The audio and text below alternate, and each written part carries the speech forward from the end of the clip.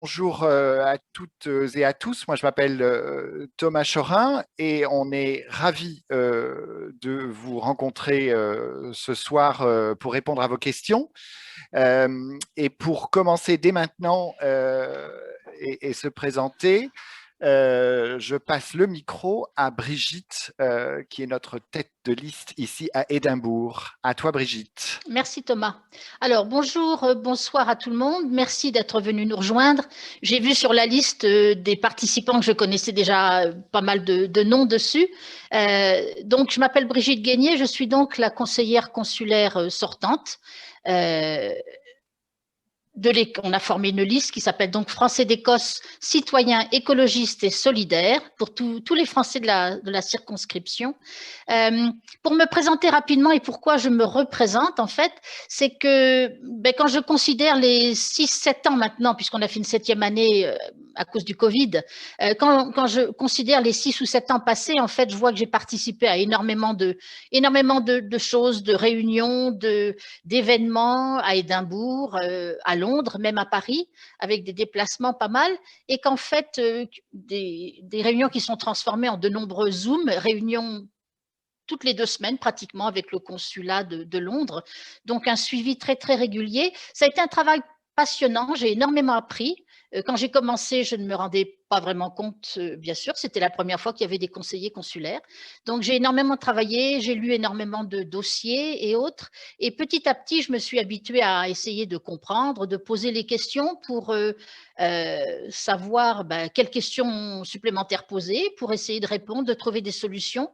Et en fait, en faisant cela, j'ai rencontré beaucoup de personnes qui sont essentielles pour justement essayer de trouver des solutions à tous vos problèmes.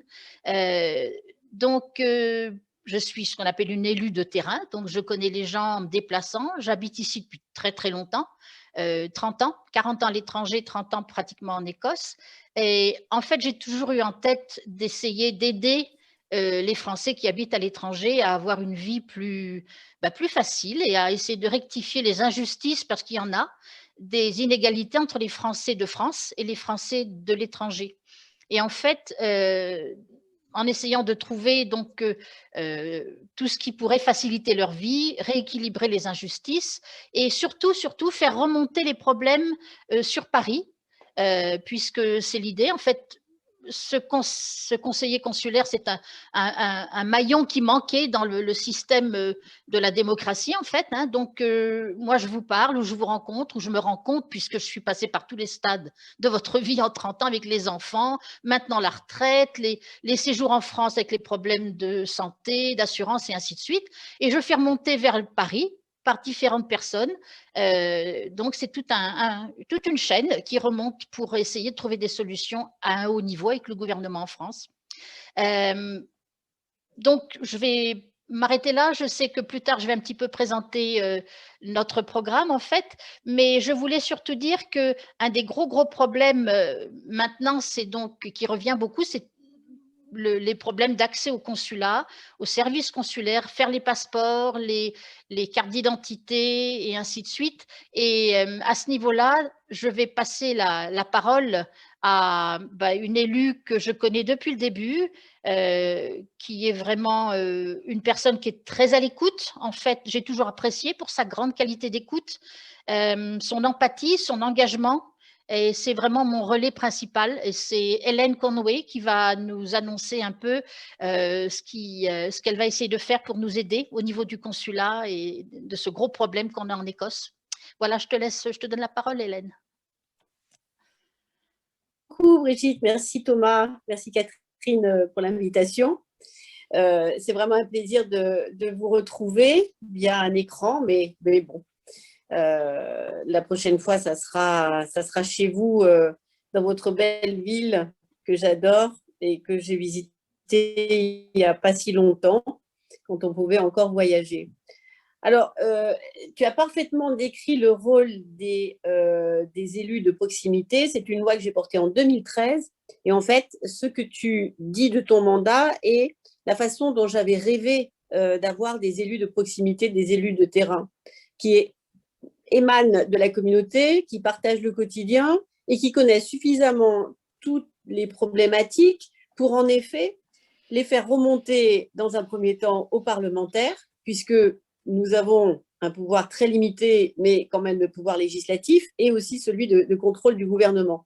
Et donc, ce qui nous permet, quand nous sommes saisis d'un problème local, eh bien, de pouvoir saisir le ministre de tutelle, l'ambassadrice à Londres, si c'est un problème pour le Royaume-Uni, et d'essayer de faire avancer les choses, alerter l'administration pour que, eh bien, soit nous changions les biais d'habilitation, soit en interne, par le biais du réglementaire, eh bien, l'administration essaye de corriger un certain nombre de défauts qu'il peut y avoir et qui créent des blocages administratifs. Alors, dans le cas de l'Écosse, ce que j'ai pu noter la dernière fois, nous avons tenu une réunion publique avec Brigitte, et c'est vrai qu'un certain nombre de problématiques sont remontées, mais la principale était vraiment l'absence totale aujourd'hui d'un service d'état civil en Écosse. Avec, bien sûr, que vous êtes sur le même morceau de terre, hein, une île, et qu'on n'a pas besoin de sauter le mur d'Adrien pour aller jusqu'en Angleterre. Mais ceci dit, il y a quand même quelques heures de train ou d'avion pour aller à Londres. Et l'idée est quand même eh bien, d'avoir un service d'état civil, c'est-à-dire le service basique administratif qui permet de renouveler ses papiers d'identité et de procéder à tout un tas de démarches localement. Donc, moi, je regrette expressément que dans les demandes qui sont faites, et ça fait 25 ans, ce n'est pas nouveau, de réduction du budget du ministère, eh bien, forcément, on réduit le budget en réduisant le nombre de postes, le nombre d'emplois, c'est comme ça qu'on fait des économies, et on se retrouve avec un consulat d'influence plutôt qu'un consulat de pleine pendant des années. Je crois que le test a été fait, qu'il a suffisamment duré pour montrer que cela posait un véritable problème. Alors bien sûr, exacerbé par l'épidémie, qui a fait que bien du confinement, on ne pouvait plus voyager, à cause du Brexit, qui fait que maintenant, vous devez absolument un passeport valide pour procéder au settled status et vous mettre en règle auprès des autorités britanniques. Donc, tout ça fait qu'on a eu la démonstration que vous avez besoin d'un service de proximité. Donc, j'ai fait un courrier déjà pour le ministre. J'avais déjà alerté l'ambassadrice la dernière fois sur le besoin de tourner, bon, bien sûr, le confinement, mais je pense que ce n'est pas suffisant. Donc, je crois qu'il collectivement, une fois que les élections seront terminées, vous aurez choisi les bons élus dont vous avez besoin, et après ces élections, eh bien, je m'engage avec, j'espère, Brigitte et Thomas, et puis leurs petits camarades, puisqu'il y a 4 postes pour vous représenter en Écosse, eh bien, peut-être par le biais d'une pétition, je ne sais pas, il faudra que l'on s'organise et que l'on fasse en sorte eh bien, que vous puissiez retrouver un poste qui soit basé dans le consulat et qui s'occupe de ce service-là. Voilà, donc c'est un engagement que je prends, un engagement de campagne. J'ai la mauvaise habitude de ne jamais lâcher et d'être d'une grande ténacité. Alors, je n'obtiens pas toujours gain de cause, hein, mais au moins, je vais jusqu'au bout pour que ça se fasse. Et je ne serai pas toute seule, je crois, dans ce combat, puisque j'ai compris que vous étiez très nombreux à souhaiter le rétablissement de ce service. Voilà, je ne sais pas, j'ai répondu un petit peu longuement, je voulais faire une petite introduction aussi. Voilà, j'espère, Brigitte, que j'ai répondu à la question. Tout à fait, merci. Oui, donc de nombreux, je laissais Hélène, notre sénatrice, nous expliquer ce qui allait se passer normalement si on arrive, puisqu'il y a énormément de emails, de coups de fil, de gens qui essaient de trouver des places dans les tournées consulaires qui ne sont pas suffisantes. Donc, de toute façon, en attendant que les choses changent, il faudra aussi insister pour avoir beaucoup plus de tournées consulaires régulières. Et donc, c'est notre point principal sur lequel nous allons nous battre. Autrement, j'allais vous présenter un petit peu tout le monde dans l'équipe, et une des choses que j'allais faire, c'était quand même de vous présenter un petit peu le programme. Oui, avant de présenter Hélène, j'ai oublié de vous dire que tout ce que je vous ai expliqué avant, c'était la raison pour laquelle je voulais je pensais que c'était une bonne idée de me représenter parce que j'ai quand même acquis énormément de connaissances des dossiers et je connais les personnes à qui parler et je ne suis pas trop timide. Donc, si maintenant j'ai besoin de demander à quelqu'un, même en haut lieu, je peux m'adresser à la personne directement. Donc, ça serait dommage de perdre toute cette expérience, en fait, d'élu de terrain.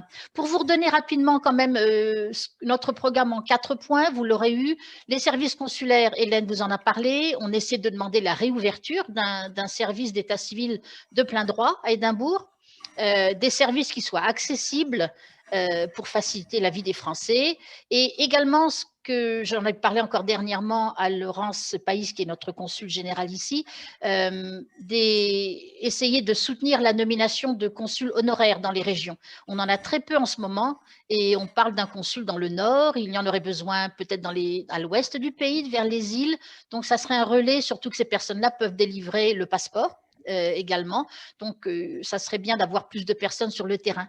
Le deuxième point, ça serait, on a parlé de solidarité. Donc, c'est améliorer l'information, l'accès aux dispositifs d'aide sociale pour accompagner les Français, pour vous accompagner partout.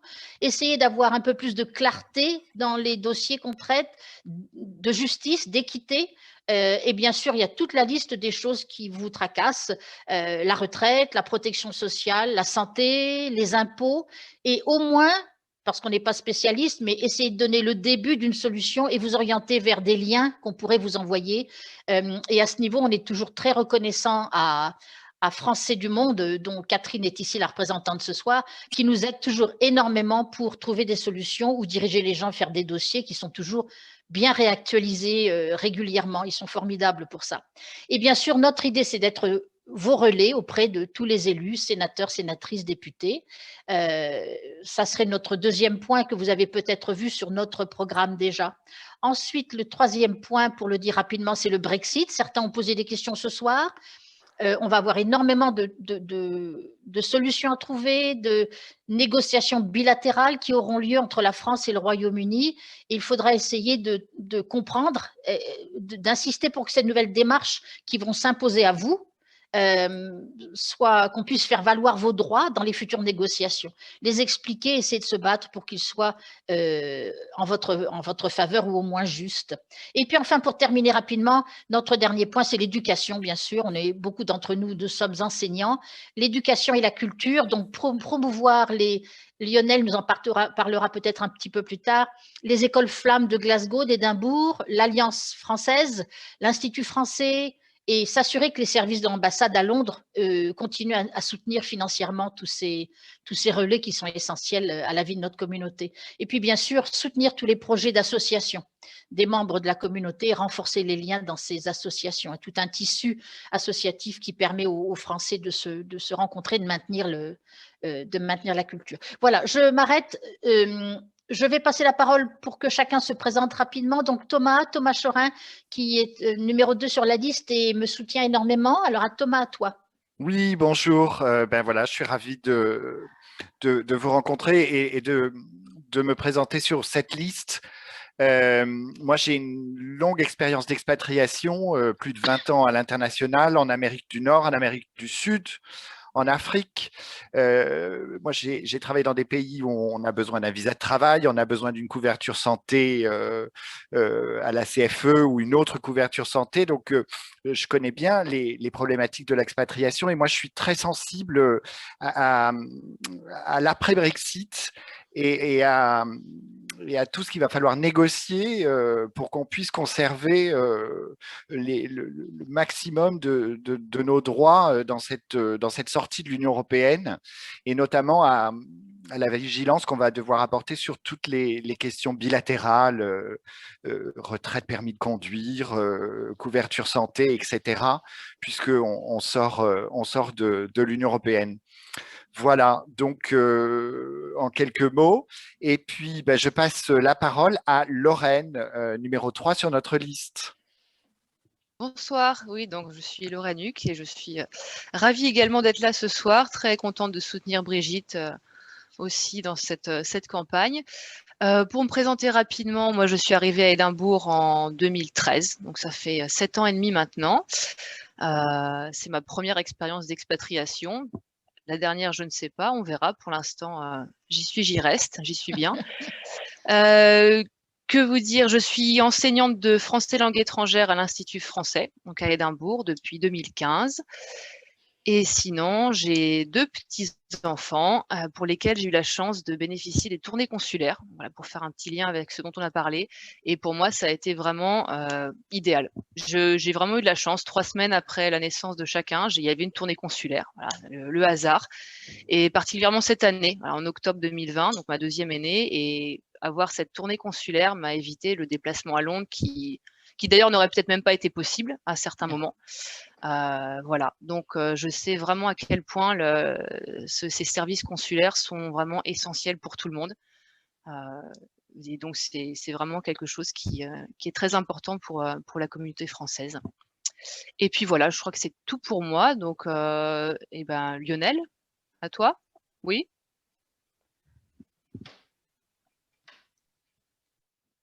On t'entend pas, Lionel. Vous m'entendez? Ouais, pas Alors, très fort. pas très fort, d'accord. Bon, on fait un petit saut dans les numéros, puisque je suis numéro 6 sur la liste. Et Ah, pardon, c'est c'est pas grave. mon erreur. Pardon, c'était Pascal. Bon. C'est pas grave. Enfin, si c'est un peu gênant, parce que je suis prof de maths, en fait. Et donc, de ne pas pouvoir mettre les numéros dans l'ordre, c'est un petit peu embêtant. Et donc, prof de maths dans un lycée écossais. J'ai déménagé à Édimbourg en 2006, donc ça fait pas mal de temps maintenant. Et passé par une petite parenthèse allemande entre-temps, mais revenu dans la capitale écossaise. Et enseignant en mathématiques, je connais un peu de l'intérieur les systèmes d'éducation français, écossais, et puis internationaux, parce que j'étais dans une école internationale en Allemagne. Et donc, et j'ai connu en Allemagne l'association Association des Français de l'étranger, Français du monde, ADFE. Et quand j'ai cherché des programmes pour faire un peu de français à mes petites filles qui sont l'aînée est née là-bas. Et donc, c'était un peu tout naturel d'aller de venir soutenir Brigitte dans cette campagne et d'apporter un petit peu de ma connaissance des institutions éducatives du pays. Voilà. Et ben, je saute de numéro 6 à numéro 4 en passant la parole à Pascal. Oui, bonsoir, bonsoir à tous. Je m'appelle Pascal Cervoni. Je suis très heureux d'être avec vous ce soir pour soutenir Brigitte et le reste de la liste. Ça fait 22 ans que je suis en Écosse. Maintenant, je connais Brigitte depuis très longue date. On s'est rencontrés d'ailleurs les premières fois, je pense, à la petite école, il y a très très longtemps, quand mes enfants et les enfants de Brigitte étaient petits. J'ai 2 enfants qui sont maintenant de jeunes adultes. Et je suis ingénieur de formation et j'ai travaillé toute ma carrière, plus de 30 ans, dans l'informatique industrielle. Je travaille pour une grande multinationale ici à Livingston et dans les réseaux électriques, la gestion des réseaux électriques. Et c'est un domaine particulièrement intéressant à l'heure actuelle puisque ça nous connecte tous aux énergies renouvelables et tout ce qui est bien sûr les efforts de décarboniser la planète, si on peut parler ça comme ça. Donc tout cet aspect-là, c'est quelque chose qui me tient bien à cœur. Et je suis propriétaire d'une voiture électrique depuis plus de 5 ans maintenant, donc c'est quelque chose auquel je suis très sensible, ça, le recyclage et ce genre de choses. Donc je vais essayer de soutenir Brigitte et le reste de la liste à pousser ces sujets importants. Notamment, on parle de tournée consulaire, ça éviterait tout le monde d'aller à Londres et polluer un peu plus la planète et ce genre d'aspect. Et je passe la parole maintenant à Élodie, si mes souvenirs sont bons. Oui. Merci Pascal. Voilà, je m'appelle Élodie Milne, ça fait plus de 20 ans que je suis en Écosse. Je suis tombée amoureuse de l'Écosse et j'y suis restée. Je suis ravie d'être avec vous ce soir et de soutenir Brigitte.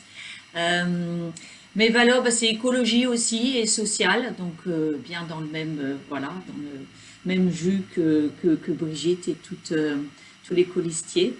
Je suis chef d'une petite entreprise, d'une agence de traduction Et en amont du Brexit, nous avons pris la décision de monter une filiale en France, décision que nous ne regrettons pas du fait de tous les changements que Brexit nous a fait subir. Donc voilà, mais c'est pour moi. Je laisse la parole, donc je pense à Brigitte.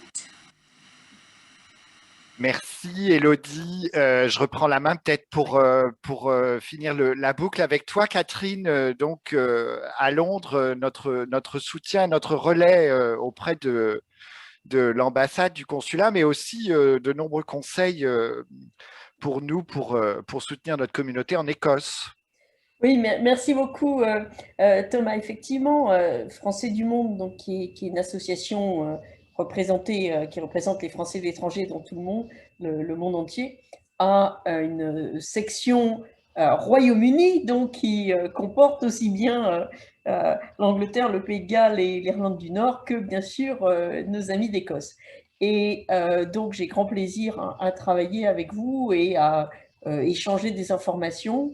C'est vrai qu'étant sur Londres, on peut être un relais peut-être pour faciliter un certain nombre de choses, mais surtout parce que l'avantage d'être dans une association comme Français du Monde, et Hélène pourra le confirmer, c'est que nous avons accès à toute la richesse de l'expertise des Français et des Françaises partout dans le monde, et en même temps de gens qui, sur Paris, travaillent les dossiers, nous font des notes très précises, donc c'est vraiment intéressant comme tout. Voilà, merci beaucoup de m'avoir invité. Merci Catherine. Donc voilà, vous avez devant vous votre équipe au complet pour faire entendre votre voix. Alors, on a bien reçu vos questions. Merci beaucoup de nous les avoir envoyées. Puis, je vois qu'on commence à en avoir là dans la section Q&A en bas. Donc, n'hésitez pas à utiliser. On va peut-être commencer par celles qu'on a reçues par courriel. Et puis ensuite, on répondra à celles que vous nous posez maintenant. Alors, il y a eu de nombreuses questions au sujet du consulat, de la proximité du consulat, de la difficulté à les joindre. Donc ça, je pense que vous avez compris ce qu'on propose à ce sujet. On va évidemment se battre auprès de Londres pour que ces tournées consulaires soient le plus réguliers possible, et puis que elles soient accessibles à tous. Et puis, Hélène vous a expliqué ce qu'éventuellement, collectivement, on peut faire pour essayer de convaincre de l'importance d'avoir un véritable service d'état civil à nouveau à Édimbourg après cette expérience peu concluante de consulat d'influence. Donc, je pense qu'on a en partie répondu à ces questions, mais évidemment, si ce n'est pas le cas, on vous indiquera comment nous joindre et continuer de nous faire suivre vos questions, ou si vous voulez qu'on vous réponde plus individuellement. Alors, il y a eu d'autres questions. On va peut-être passer donc aux autres questions.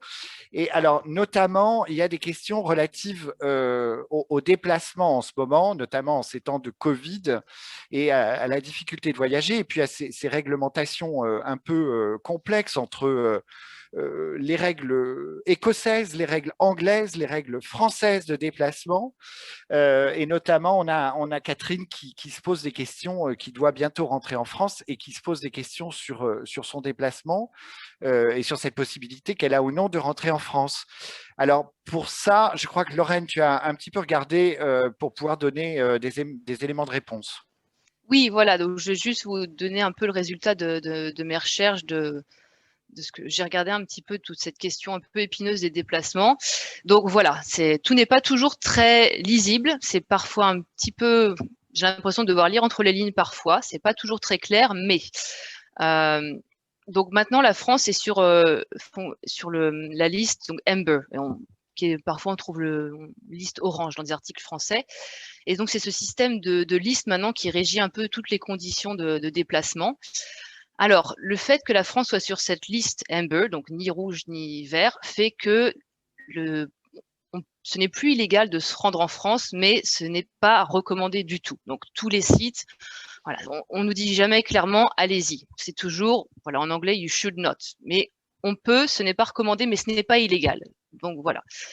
Ce qu'il faut savoir, principalement, je pense que beaucoup de personnes sont déjà au courant par des retours d'amis, de famille. Il faut donc un test dans le sens Royaume-Uni vers la France, un test PCR de moins de 72 heures avant le départ. Donc attention, c'est 3 jours, enfin c'est 72 heures et pas 3 jours. Ça peut influencer les modalités de voyage. Un test donc PCR négatif, hein, bien sûr, de moins de 72 heures avant le départ. Un petit point aussi, c'est du détail, vraiment, je ne veux pas m'attarder non plus, mais j'ai eu un retour d'amis qui ont dû rentrer il y a quelques temps, et il faut faire attention au type de test qu'on choisit. Par exemple, à l'aéroport, qui est un des sites principaux pour se faire tester, il y a 2 types de tests. Il y a le PCR only et il y a le fit to fly. Et alors, c'est un peu ambigu parce que le fit to fly, on a l'impression que c'est seulement pour les gens qui prennent l'avion, mais non. Si vous voulez voyager, ferry ou train, il faut apparemment le fit to fly. Alors, à vérifier peut-être auprès de la France sur quel test PCR ils acceptent. Mais voilà. Et le fit to fly, en plus, c'est moins cher, ce qui est un peu ambigu. C'est quand même 80 livres par personne, voilà, et qui vous fournit un certificat que vous êtes apte à voyager. Pour toutes les personnes de plus de 11 ans, voilà, hein, pas les enfants de moins de 11 ans, mais à partir de 11 ans, voilà, il faut le test. Attention, ce résultat peut mettre 48 heures à arriver. Donc, à prendre en compte aussi dans vos préparatifs de déplacement. En plus de ce test, il faut fournir une attestation sur l'honneur. Donc, pareil pour toutes les personnes de plus de 11 ans. Attestation sur l'honneur que vous vous isolerez pendant 7 jours en France, à votre arrivée en France, et qu'à l'issue de ces 7 jours, vous referez un test. Voilà. Et attestation sur l'honneur qui indique aussi que vous ne présentez pas de symptômes au moment d'embarquer, voilà, pour la France. Donc, test plus attestation et isolement. Au retour, France vers le Royaume-Uni, c'est un peu pareil. Un test PCR négatif 3 jours avant l'entrée sur le territoire britannique. 10 jours d'isolement une fois que vous êtes rentré au Royaume-Uni. Et vous devez avoir commandé avant de rentrer, avant votre arrivée sur le sol britannique, 2 kits. 2 kits par personne, en fait, de tests PCR que vous faites vous-même à domicile. Au 2e jour et au 8e jour de votre isolement, vous devez faire un test que vous devez aller poster. C'est une des rares occasions où on vous autorise à sortir de chez vous pour aller poster le résultat.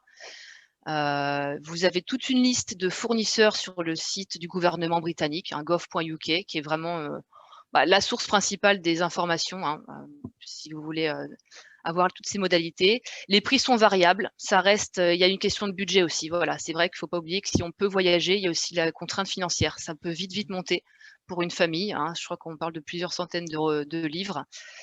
Et dernière chose, quand vous rentrez au Royaume-Uni, il y a un formulaire qui s'appelle Passenger Locator Form et sur lequel vous devez indiquer, donc c'est important avant de partir d'avoir commandé votre kit PCR, vous devez indiquer le numéro de commande. Vous devez prouver que vos kits ont été commandés et que vous allez bien faire ces tests en rentrant. Voilà. C'est la même procédure pour les personnes vaccinées. Hein. Ça peut être important à savoir aussi. L'isolation, l'isolement. Et isolement, isolation d'ailleurs, self-isolation, isolement peut-être plutôt que isolation. Même procédure pour les personnes vaccinées, les tests PCR, au retour aussi, J2, J8, les formulaires, et bien sûr vérifier régulièrement parce que tout est amené à changer tellement rapidement. Hein. Les nouvelles, dans 3 semaines, on aura de nouvelles annonces avec l'espoir pour beaucoup de gens. Je sais que la France passe sur liste verte, qui changerait. Il y aurait toujours l'isolement, mais peut-être moins contraignant sur les tests. Un test au lieu de 2, si je ne dis pas de bêtises. Voilà, pour terminer rapidement, des sites que j'ai trouvés moi bien utiles, du côté français, diplomatie.gouv.fr, normalement à jour. J'ai trouvé, voilà, de temps en temps, moi je suis encore tombée sur des sites qui indiquaient qu'il fallait un motif impérieux, alors que le motif impérieux pour la France n'est plus nécessaire. Donc, recoupez bien les informations, renseignez-vous, demandez-nous aussi, hein, si vous avez un doute, c'est pas toujours limpide, c'est pas facile de savoir. Le site gov.uk est plutôt bien fait, avec des modalités particulières pour l'Écosse. Et toutes les attestations de déplacement sur l'honneur sont sur le site du ministère de l'Intérieur, hein, intérieur.gouv.fr. Relativement facile à trouver, mais voilà, pas toujours facile de naviguer dans toutes les restrictions, mais voilà. Voilà ce que je peux vous dire sur les conditions de déplacement. J'espère que c'était assez clair. Et puis voilà, je repasse la parole.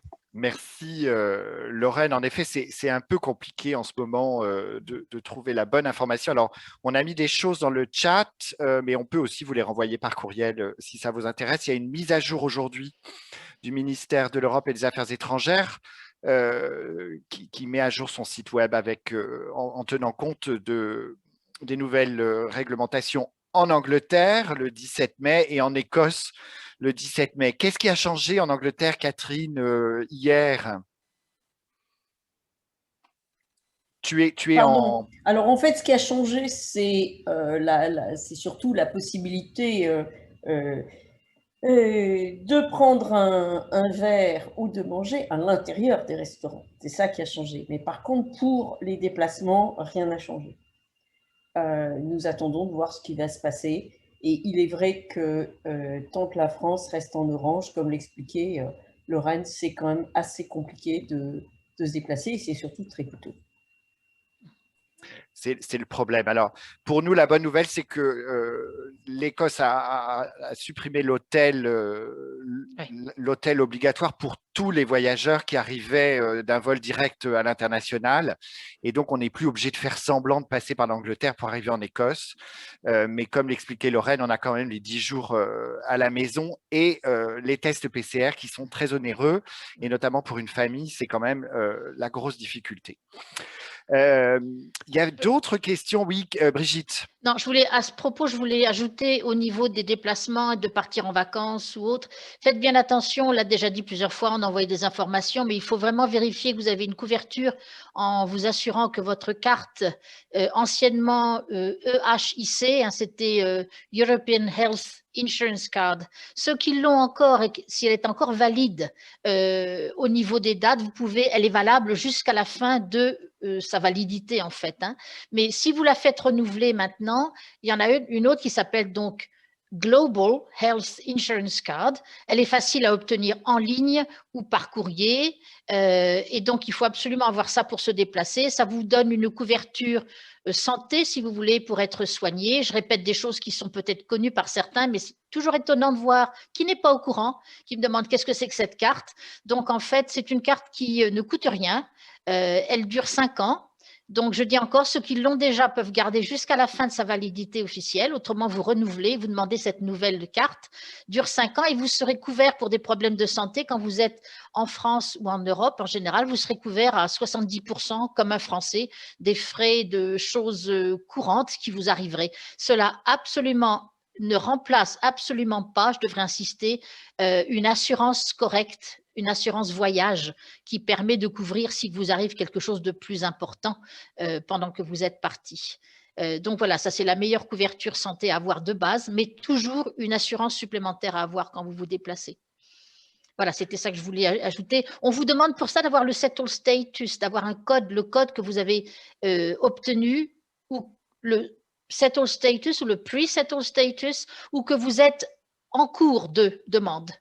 Et par contre, ce que je voudrais ajouter, parce que je l'ai vécu moi-même, c'est que si vous avez des problèmes à retrouver le code par lequel ou la preuve par lequel, puisque c'est dématérialisé, de retrouver votre settle status, il y a un numéro de helpline et je dois dire pour l'avoir utilisé, on attend un peu, mais ils sont absolument formidables après pour essayer de vous retrouver, de vous guider en ligne pour retrouver votre inscription et vos codes de settle status. Donc, n'hésitez pas à appeler cette helpline aussi.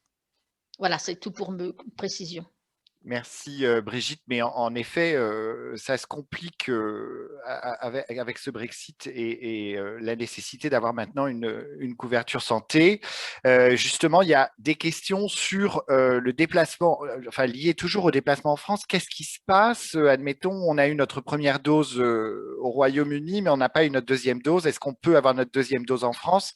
Quelle sécu on a en France? Est-ce qu'on a bien accès aux soins normalement en France et comment? Alors, tu as en partie répondu, mais est-ce que tu veux compléter? Puis peut-être ensuite, je ne sais pas si Hélène a des éléments sur la France pour les Français qui rentrent et qui n'ont pas eu leur vaccination. Vous voulez que… Oui, pardon. Vas-y, Oui, Hélène. alors simplement, bon, les doses de vaccins sont de plus en plus disponibles et c'est tant mieux. Donc, nous avons commencé par les plus de 65 ans qui étaient les seuls à pouvoir être vaccinés. Maintenant, nous sommes au plus de 50 ans, enfin, oui, 55 ans, 50 ans. Donc, ce qui veut dire que l'annonce qui avait été faite, à savoir que les Français pouvaient se faire vacciner en France, va devenir possible. Va être possible. Et il y a un site d'ailleurs qui permet, je ne sais pas si vous l'avez, je crois que je l'avais envoyé à Catherine, qui permet à partir de votre ordinateur, quand vous connaissez vos dates de vacances, eh bien de prendre à l'avance rendez-vous via ce site qui regroupe Doctolib et 2 autres sites et qui permet sur votre lieu de vacances eh bien de pouvoir avoir un rendez-vous et vous faire vacciner. Alors, il faut savoir, mais je ne sais pas si cela va changer parce que bon, il se passe certaines choses et puis la semaine suivante, les choses ont évolué. Mais pour l'instant, les personnes qui sont vaccinées à l'AstraZeneca pour la première dose sont vaccinées généralement avec une dose de Pfizer pour la deuxième. Voilà. Mais on vous, je pense, proposera l'une ou l'autre puisque pour l'instant, ce sont les 2 vaccins, on va dire, les plus disponibles. Voilà. Donc, mais il y a cette possibilité, mais vous ne pouvez pas simplement penser que vous allez chez un médecin et que automatiquement, il sera en capacité de pouvoir vous vacciner. Donc, cela se prend à l'avance. Merci Hélène, ça c'est vraiment utile de le savoir. Et alors en termes de, est-ce qu'on y a accès gratuitement ou est-ce qu'il faut avoir justement fait des démarches pour avoir une couverture santé? Alors normalement, pour tous ceux qui ont leur carte vitale, ils sont bien sûr couverts. Pour les autres, alors maintenant vous n'êtes plus, vous ne faites plus partie de l'Union européenne, donc vous êtes traité comme un pays tiers. Je crois que le vaccin coûte 19 €. D'accord. Voilà. Mais bon, suivant si vous allez dans un vaccinodrome, puisqu'ils ont ouvert des grands centres, ou chez un médecin, peut-être que les choses seront différentes. En tout cas, tous ceux qui ont une carte vitale ou une carte de couverture santé peuvent la montrer. Sinon, on pourrait en effet leur demander de s'acquitter du prix du vaccin, mais qui n'est pas très onéreux. Hein. Donc, il est, je crois, 19,50 €. Oui, ça c'est une information très utile parce que c'est vrai que ça se complique avec cette sortie de l'Union européenne. Oui, et puis alors il y a un autre point, Thomas, que je pourrais peut-être ajouter, c'est que nous avons aux Français qui rentrent pour le coup, pas simplement de passage en vacances, c'est une information complémentaire. Nous avions jusque-là un délai de carence de 3 mois qui leur était imposé pour une prise en charge par la sécurité sociale. Avec l'épidémie, ce délai de carence a été levé, mais nous sommes toujours dans le plan d'urgence que nous avons voté l'année dernière. Et donc, cette levée n'est effective que jusqu'au 1er juin prochain. Donc, nous pensons qu'il y aura un nouveau débat budgétaire avec un budget rectificatif qui nous sera peut-être présenté dans le courant du mois de juin ou du mois de juillet, suivant la façon dont le déconfinement se passe. Et c'est dans le cadre de ce débat qu'il pourrait peut-être être prolongé. En tout cas, nous, c'est ce que nous allons demander. Donc, nous attendons un débat parlementaire pour pouvoir faire passer cette mesure. Sinon, eh bien, ça tombera le 1er juin et donc tout Français qui aurait comme projet de revenir en France s'installer de façon permanente, malheureusement se retrouverait avec le système qui était appliqué auparavant. Donc voilà, ça c'est aussi à prendre en compte, souvent que un retour ne se fait pas généralement en plein milieu de l'hiver, mais souvent pendant justement les vacances d'été. Et donc, voilà, mais ça, c'est à surveiller. Et pour l'instant, enfin, en tout cas, nous nous sommes préparés. Nous avons déjà nos amendements et notre débat prêt pour lever ce qui pourrait être problématique pour ceux qui rentrent de façon permanente. Voilà. Merci, Hélène. Brigitte, donc on a vu là pour la vaccination et puis en partie les questions de couverture santé. Oui, Brigitte. Juste rajouter un petit quelque chose. Bon, c'est formidable ce que tu nous dis, Hélène, pour les progrès qu'on risque les choses qui risquent d'avancer. Simplement, il y a souvent des questions, des confusions au niveau de la carte vitale. Beaucoup de personnes pensent qu'elles ont droit à la carte vitale assez facilement. Et en fait, ce que j'avais entendu, je me rappelle de discussions il y a déjà un petit moment au cours d'un passage à Londres avec le ministre Jean-Baptiste Lemoyne, au moment où le gouvernement avait décidé qu'il fallait au moins 15 ans de cotisation à un Français pour qu'il puisse bénéficier de la carte vitale en rentrant en France pour des séjours même simplement touristiques. Et 15 ans, maintenant, c'est devenu une limite sur laquelle je pense que Jean-Yves Lecomte vient d'écrire aussi dernièrement, je voyais une lettre pour essayer de suivre le problème, de demander à nouveau qu'il y ait une souplesse, peut-être encore plus dans les pays qui n'ont pas d'échanges d'accords bilatéraux. Je ne sais pas si tu peux dire quelque chose là-dessus, Hélène, parce que je suis moi-même encore un peu… Vous savez que une députée des Français de l'étranger qui s'appelle Madame Gentet a publié un grand rapport, et alors il sort de ce rapport ce genre de choses. D'abord, il y a 2 ans, les députés avaient voté un nouveau régime fiscal pour les Français qui faisait que les Français auraient été imposés dès le premier euro, donc une grosse discrimination, et donc nous nous sommes battus. Il y a eu un moratoire, parce que ça avait été voté, hein, et donc il y a eu un moratoire sous la pression que nous avons faite pour ensuite les faire revenir sur une mesure qui était parfaitement illégale, parce que de fait, il y avait une discrimination contre les Français de l'étranger, puisque les Français de France ne payent pas leurs impôts sur le premier euro. Donc on est revenu à un régime fiscal calé sur le régime français, appliqué à tous.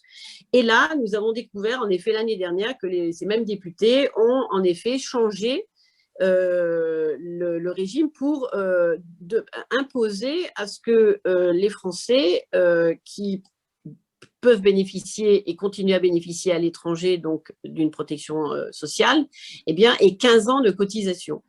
Donc, c'est une régression là aussi pour nous, d'autant que dans un bon nombre de pays, nous avons des Français qui partent à la retraite et qui ont, et pour certains, qui ont voyagé, qui ont voilà, une mobilité de Français de l'étranger, on va dire typique, hein, qui n'ont pas passé toute leur vie en France ou dans un même pays. Et donc, toutes ces personnes-là se retrouvent pénalisées alors que jusqu'alors, elles étaient prises en charge. Donc, en effet, mon collègue s'est ému parce qu'on prend le relais, chacun essaye de suivre un sujet différent. Parfois, nous co-signons des lettres ensemble, ça fait un peu pétition, mais bon, on se dit qu'on a peut-être plus de poids à plusieurs. Mais donc là, il a été chargé pour nous de lancer cela, et puis on attend le débat budgétaire de l'automne pour essayer de faire revenir le gouvernement sur cette mesure, là aussi, qui régresse, c'est une régression. Hein. D'autant que, sincèrement, quand on parle aujourd'hui des prises en charge sociales, enfin de santé, dans la période que nous traversons, c'est certainement pas le moment de revenir en arrière sur des prises en charge qui jusqu'à présent se faisaient à partir d'un nombre d'années de cotisation bien moindre. Voilà. Oui, tout à fait. Oui. Et oui, mais là, pour nous, les retours en arrière, c'est un peu dans tous les sujets, dans tous les sens avec le Brexit, et notamment, on a donc les questions qui concernent les concitoyens français sur sécu, retraite, mobilité, et puis il y a les questions sur leurs conjoints, notamment est-ce que les conjoints britanniques de Français vont devoir avoir besoin de permis de travail pour travailler en France, etc. Est-ce qu'ils sont couverts au niveau santé? Brigitte, je crois que tu accompagnes un certain nombre de ces dossiers. Est-ce que tu as des choses que tu veux nous dire ici sur les conjoints britanniques de Français qui, par exemple, décident d'aller s'installer en France? Pas particulier. Est-ce que je peux demander de l'aide? Je vais utiliser mon joker. Est-ce que je peux demander de l'aide à Catherine? Tu as quelque chose de précis là-dessus? Oui, bien sûr. Alors, deux choses. La première, évidemment, Hélène complétera. La première chose, c'est que s'il s'agit d'un séjour court de vacances, d'aller dans sa maison de campagne, il n'y a pas besoin de demander de visa, évidemment. Par contre, s'il s'agit de rester plus, de s'installer, là oui, il faut en fait demander au Royaume-Uni un visa de long séjour pour, en tant que conjoint.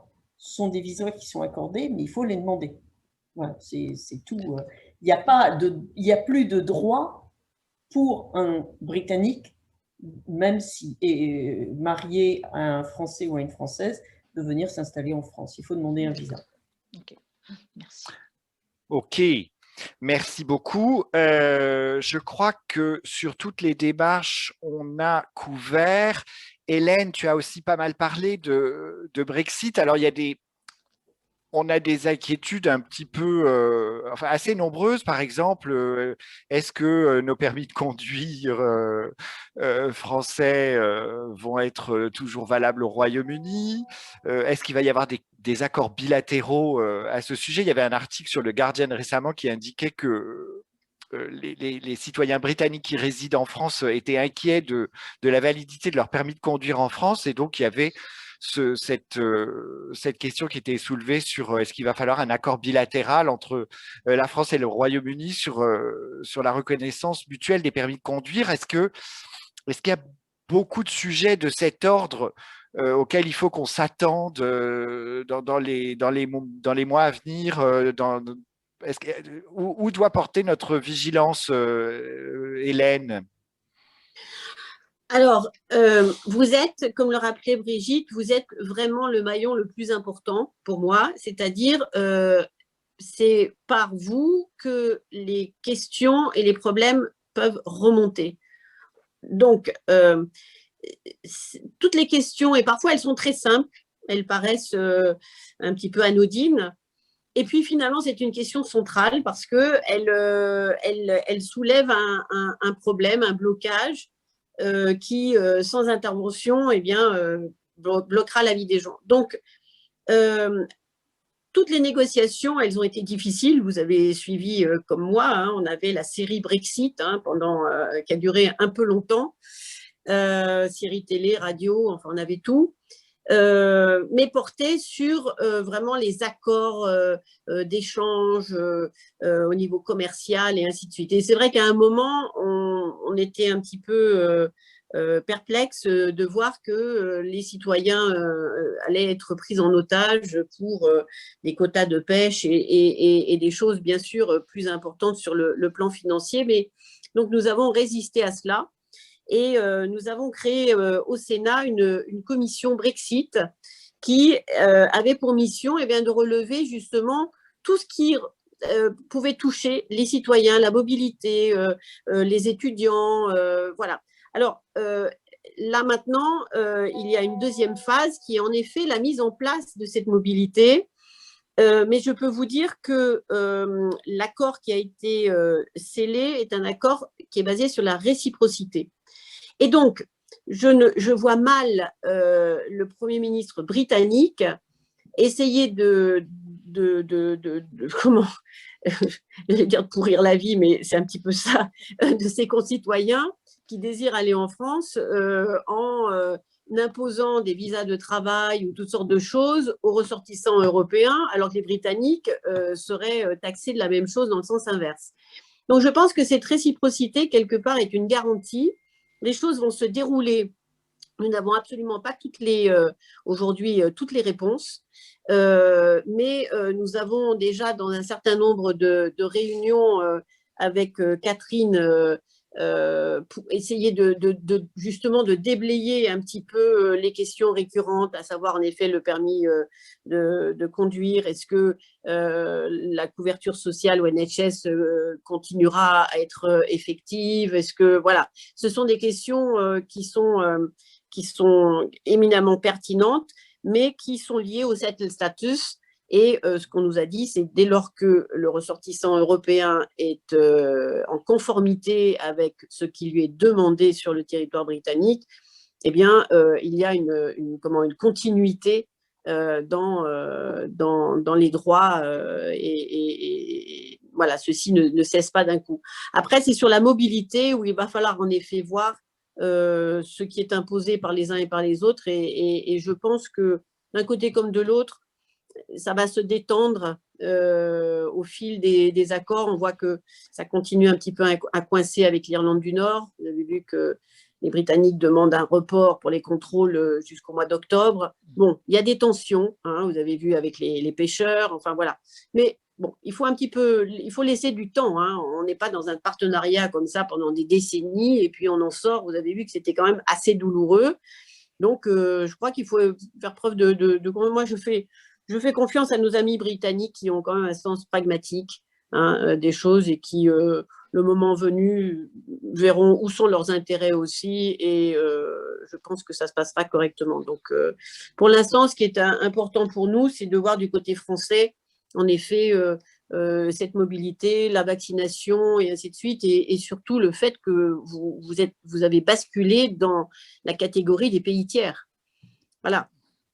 Donc, forcément, ça change des choses, non pas par rapport à votre vie sur place, où là, il va y avoir une continuité, hein, si vous êtes, voilà, vous avez fait toutes les démarches nécessaires, mais pour le retour en France ou pour les relations avec la France, ou voilà. Donc, c'est là-dessus qu'il va falloir travailler. Donc, je compte sur vous pour nous faire remonter toutes les questions. Nous les posons aux autorités compétentes, qui sont plutôt européennes, je dois dire, là, hein, parce que ce n'est pas simplement la France, on n'est pas dans un accord bilatéral, là, hein, on est bien dans un accord 27 Royaume-Uni. Hein, donc, voilà. Ok, on fera remonter. Merci Hélène. Brigitte, il y a encore des questions techniques sur le chat, notamment sur les impôts. Comment déclarer la retraite que l'on a perçue en France. Est-ce que tu veux répondre à cette question de Angela sur le chat? Les retraites, s'il faut déclarer les… Alors, nous recevons notre retraite sur un compte en France. Comment déclarer cet argent? Doit-on le faire nous-mêmes ou est-ce que cela se fait à la source en France? J'avais eu des questions où j'avais un peu préparé de façon très générale sur les impôts sur le revenu pour les Français. Celui-ci, je ne sais pas si Catherine pourra voir si elle peut avoir un complément. Simplement, j'allais simplement rappeler aux gens qui m'avaient contacté en disant on a des problèmes, on ne sait pas trop comment déclarer nos… il y a souvent un cas de figure où des Français qui habitent ici veulent prendre leur retraite en France. Ils ont gardé un logement en France qu'ils louent, par exemple, pour permettre de le faire… de le conserver en ayant un revenu. Et je disais que simplement ces gens-là qui avaient la déclaration à faire en ligne avant le 26 mai maintenant, et que c'est vrai qu'en général, ce n'est pas des gros revenus. Donc, si on a un maximum de 15 000 € sur l'année, on peut faire ce qu'on appelle un micro-foncier, et ça, c'est à déclarer sur place en France. Maintenant, je sais qu'il y a un taux moyen qu'on peut demander pour déclarer le tout. Je ne sais pas, est-ce que Catherine a peut-être quelque chose là-dessus ou… Donc, si on perçoit une retraite en France… En fait, dans la convention fiscale, les revenus sont imposés là où ils sont obtenus. C'est-à-dire que si vous touchez une retraite complètement française, à 100% française, votre retraite française sera imposée en France. Donc, effectivement, la dame a raison, ou le monsieur qui pose la question sera un prélèvement à la source. Et après, vous utilisez l'argent en Angleterre, vous ne payez pas d'impôts. Là où c'est un peu plus compliqué, c'est si vous avez une carrière multinationale et que vous recevez une partie de votre retraite de la France et une partie du Royaume-Uni. Et là, les impositions varient puisque vous serez imposé, évidemment pas de double imposition, mais vous serez imposé dans chaque pays pour la partie des revenus qui provient de ce pays. Voilà. Est-ce que j'ai à peu près expliqué correctement, Hélène? Parce que c'est très compliqué les histoires de retraite. Oui. Bon, merci Catherine. De toute façon, ce qui est important, on vous redonnera nos coordonnées. Si vous voulez qu'on réponde de façon plus individuelle à vos questions, on le fera. Et puis, en effet, on vous indiquera les sources où vous trouverez l'information. Alors, 18h57. J'espère qu'on a répondu en partie aux questions techniques. Il nous reste peut-être 1 minute pour parler d'éducation. On n'a pas eu beaucoup de temps pour ça, mais évidemment, on a aussi des questions en lien avec la scolarité. On n'a pas d'école française en Écosse, mais Lionel, est-ce que tu veux nous parler un petit peu des options pour les Français en Écosse pour accompagner leurs enfants en langue maternelle française? Oui, alors je vais refaire ça. Vous m'entendez? Oui. Okay. Oui. Merci. Il y a 3 particuliers, puis il y a le cas général. Le cas général, c'est le plus simple, c'est que dans la plupart des villes écossaises, il n'y a rien qui existe, qui soit structuré pour le moment. Les 3 cas particuliers, c'est Édimbourg, Glasgow et Aberdeen. Aberdeen, il y avait un lycée français qui n'existe plus et il y a maintenant un des lycées privés d'Aberdeen qui offre un cursus hybride écossais-français en utilisant notamment un certain nombre de ressources du CNED. Donc, il y a toute une partie qui est faite à la maison sur des ressources du CNED et qui propose à la fin de passer un bac et des choses comme ça. Édimbourg et Glasgow, il existe des écoles flammes. Donc, pour ceux qui ne connaissent pas, c'est français langue maternelle et ce sont des associations qui organisent des cours de français pour les enfants. Et donc, vous trouvez à Édimbourg, ça s'appelle la petite école d'Édimbourg et ça s'appelle l'école buissonnière à Glasgow, si vous êtes dans ces coins-là et que vous êtes intéressé. Et si vous êtes ailleurs, essayez de trouver d'autres gens intéressés et de monter une école flamme. En fait, l'association Flamme, elle coordonne les efforts des gens à droite à gauche à l'étranger qui essayent de faire enseigner le français à leurs enfants. Et il y a des aides, il y a des aides en termes de formation, il y a des aides en termes de financement pour le lancement des associations Flamme. Donc, si vous n'êtes pas dans une de ces 3 villes et que vous êtes intéressé pour monter une, essayez de trouver quelques autres personnes motivées et puis vous pouvez toujours nous écrire et on trouvera les moyens de vous donner des informations pour lancer tout ça. Merci Lionel. En effet, on relaiera, c'est important. Dans les dernières créations, je crois que Newcastle a ouvert une petite école il n'y a pas si longtemps. Et donc, voilà, si vous connaissez des Français qui ont ce projet d'ouvrir une petite école, on vous soutiendra. Et puis, on aura le relais de Londres, on sait aussi sur ça, Catherine, parce que ce qui est important, c'est que ces petites écoles soient appuyées par le poste à Londres et on sait que vous faites ce travail au quotidien. Voilà, eh bien, il est 19h, donc moi je vais repasser la main à toi, Brigitte, parce que je pense qu'on a essayé de répondre à un maximum de questions, mais je vais réindiquer dans le chat comment nous contacter et si on n'a pas répondu à vos questions, on le fera volontiers par email.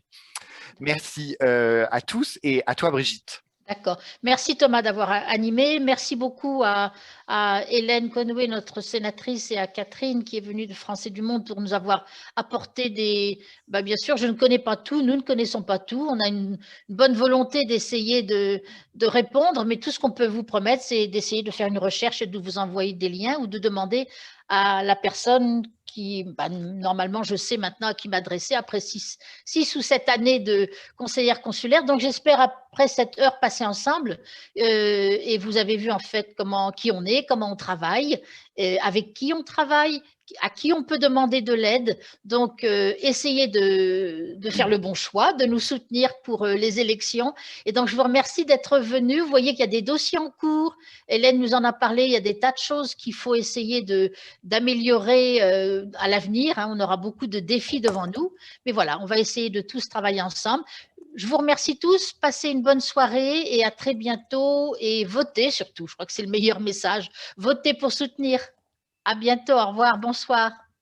Bonsoir. Bonsoir. Bonsoir, merci beaucoup. Bonsoir. Merci. Et merci pour l'invitation. De rien, merci Hélène. Bonne fin de campagne à vous. Moi, si j'étais en Écosse, je voterais pour vous. Merci Hélène. Merci. Sans hésitation. Bonsoir à tous, au revoir. Au revoir. Bonsoir, et si vous pouvez répondre au sondage avant de partir, ça nous permettrait de remonter l'information au ministère. D'accord, merci.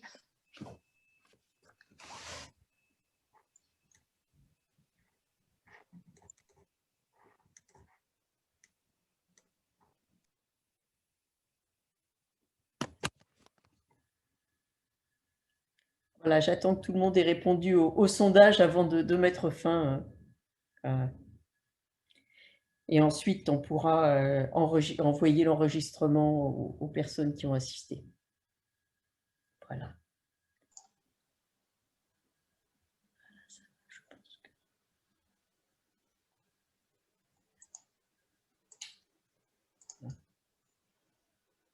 Les gens s'en vont au fur et à mesure qu'ils votent, donc c'est parfait.